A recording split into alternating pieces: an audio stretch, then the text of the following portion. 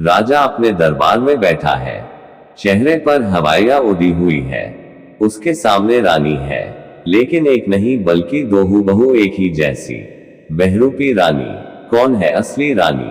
राजा जब अपने राज्य में भ्रमण कर रहा था तब उसे गरीब बच्चों के साथ खेलते दिखाई दी कुसुम। कुसुम को देखते ही राजा उस पर मोहित हो गया। रंग रूप में कोई ऐसी बात नहीं थी, एक साधारण सी दिखने वाली लड़की थी, लेकिन उसकी सादगी और भोलेपन ने राजा को आकर्षित किया।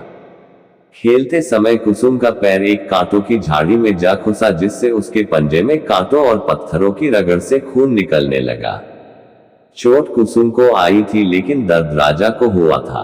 उसे कुसुम से प्रेम हो गया। कुसुम के माँ बाप का कोई पता नहीं था।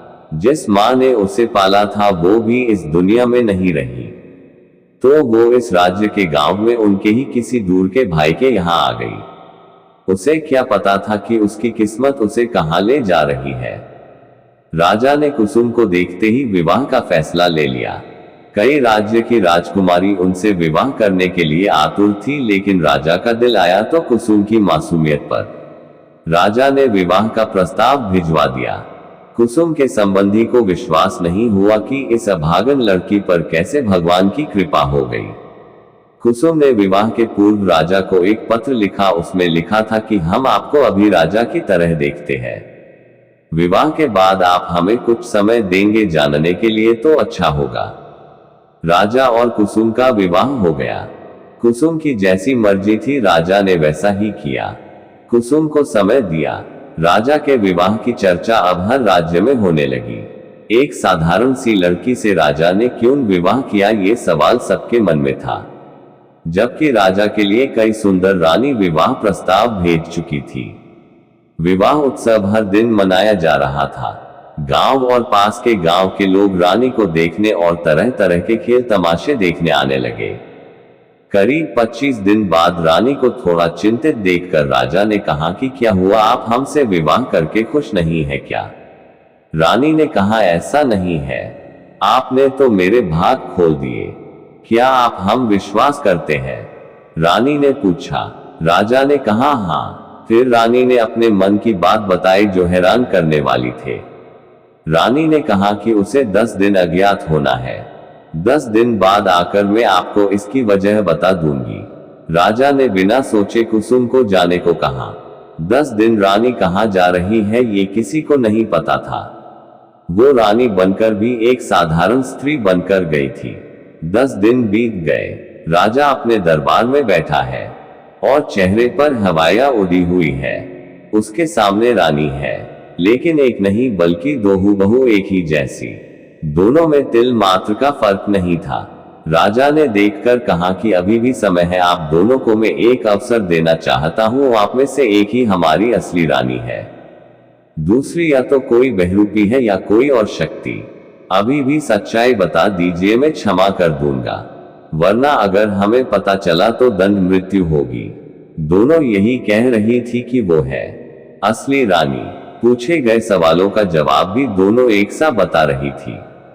फिर राजा ने एक अंतिम प्रश्न पूछा कि बताओ 10 दिन के लिए कहाँ गई थी?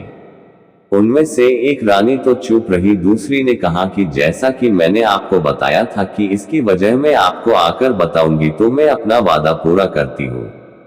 मैं अनाथ थी, लेकिन जब से मुझे समझ आई है तब से मैंने यह जरूर सोचा कि काश मैं अपने माँ पिता से मिल पाती। मुझे कुछ गुप्त पत्र मिल रहे थे जिसमें मेरी माँ का पता था। अब जबकि मैं रानी बन गई, तब हर कोई मुझे अपनी पुत्री बनाना चाहेगा, इसलिए मैंने वहां जाकर उनसे भेंट की और सारी पूछ परख करने के बाद ही मैंने माना कि वो मेरी असली माँ है और मैं उन्हें अपने साथ यहाँ लाई हूँ, बस आपकी आज्ञा की प्रतीक्षा कर रही थी। रानी ने अपनी माँ को सबके सामने भरे दरबार में बुलाया।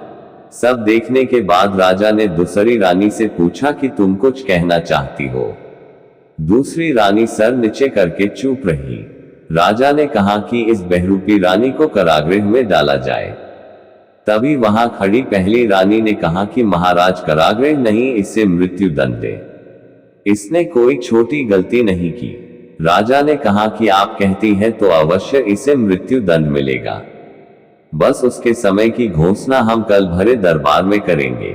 इतना कहकर राजा ने आदेश दिया कि उसे कारागृह में डाल दिया जाए। रात्रि के वक्त राजा अकेले कारागृह गया और बंदी रानी से कहा कि मुझे असलियत पता है। कुसुम ये सुनकर हैरान रह गई और राजा की ओर देखने लगी। राजा ने अपनी बात फिर दोहराई कि मुझे पता है कि आप ही हमारी असली कुसुम है। रानी की आंखों से आंसू आने लगी। वो राजा को प्रेम भरी नजरों से देखने लगी। राजा ने अपनी बात पूरी की, कहा कि बस मुझे इस बात ने परेशान किया है कि आपने वहां यह नहीं बताया कि आप 10 दिन कहाँ गई थी, और वो दोनों, वो रानी और उसके साथ में जो आई उसकी माँ, वो कौन है। रानी ने उत्तर दिया कि इसका उत्तर मैं आपको नहीं दे सकती, मैंने किसी को वादा किया है। राजा के बार बार पूछने पर भी जब रानी नहीं मानी तो राजा ने कहा कि ठीक है, कल भरे दरबार में उन दोनों को मृत्युदंड दे दूंगा। तब रानी बोली, नहीं महाराज, ऐसा मत कीजिए। तब फिर रानी ने सच्चाई बताई। कहा कि वो मेरी माँ है, गुप्त पत्र मुझे आए थे तो मैं बताई जगह पर गई। वहां मैंने उनसे भेंट की। करीब 9 दिन मैंने उनसे बहुत बात की। उन्होंने आपके लिए पूछा, मैंने सब बता दिया। मैं अपनी माँ से पहली बार मिली थी, इसलिए मैंने उनसे सब कुछ कहा जो मैं कहना चाहती थी। राजा ने कहा कि आपने ऐसे कैसे मान लिया कि वो आपकी माँ है। उन पत्रों में उन्होंने सब लिखा था जो मेरी पालने वाली माँ ने मुझे बताया था। मैं उनसे कई सवाल करती थी कि कभी मेरी असली माँ मिल जाएगी तो मैं उन्हें कैसे पहचानूंगी। उन्होंने कहा कि जो तुम्हें ये बता दे कि तुम कहाँ छूट गई, किन वस्त्रों में थी, वही तुम्हारी माँ है। और उन्होंने उसका सही उत्तर दिया। मुझे इसमें कोई संदेह नहीं कि वो मेरी माँ है। फिर उन्होंने ऐसा कैसे होने दिया। राजा के इस प्रश्न का उत्तर रानी ने दिया कि मुझे लगता है ये भी उन्होंने विवश होकर किया है। वो दूसरी रानी मेरी जुड़वा बहन है। मैंने भी उसे अभी दरबार में देखा है। जब तक माँ सामने नहीं आई तब तक मुझे भी लगा कि वो कोई बहरूपी है, इसलिए मैंने अपना पक्ष रखा। लेकिन जब माँ सामने आई तब मैं समझ गई कि वो मेरी बहन है। मेरी माँ ने मुझसे वचन लिया था कि मैं उनके बारे में किसी से ना कहूँ। ना ही वो मेरे साथ आई, कहा कि अगली बार जरूर चलूंगी। अब मुझे समझ आया कि उन्होंने ऐसा क्यों किया। मेरी उसी बहन के दबाव में जैसे ही मैं रानी बनी उसे लालच आया होगा और यह सब किया। मैं आपसे विनती करती हूँ, जो जैसा है उसे वैसा ही रहने दीजिए। मेरी माँ ने पहली बार मुझसे कुछ मांगा है, अब उसके लिए मुझे अपने प्राण भी देना पड़े तो मैं दूंगी। राजा ये सब बातें सुनकर उस समय वहां से चला गया। भरे दरबार में फिर बंदी रानी खड़ी, साथ दूसरी रानी भी अच्छे वस्त्रों और आभूषणों में थी। मां खड़ी थी लेकिन मुंह नीचे करके। राजा ने कहा, बहरूपी रानी को 3 दिन पश्चात सबके सामने मृत्यु दंड दिया जाएगा। इतना सुनकर मां का दिल आखिर पिघल गया। भरे दरबार में जाकर उसने बंदी रानी को गले लगा लिया। रोते रोते कहने लगी, नहीं महाराज, यही है आपकी असली रानी, इसे ये सजा मत दीजिए।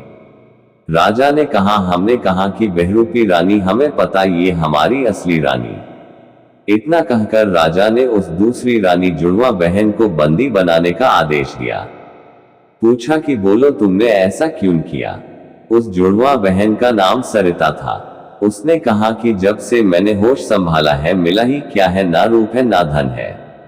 माँ भी हमेशा इसे याद करती थी, ना होकर भी यह हमारे बीच में थी।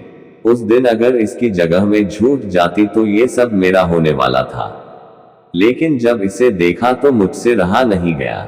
ये यहाँ राज करे और मैं एक गुमनाम जगह रहूं।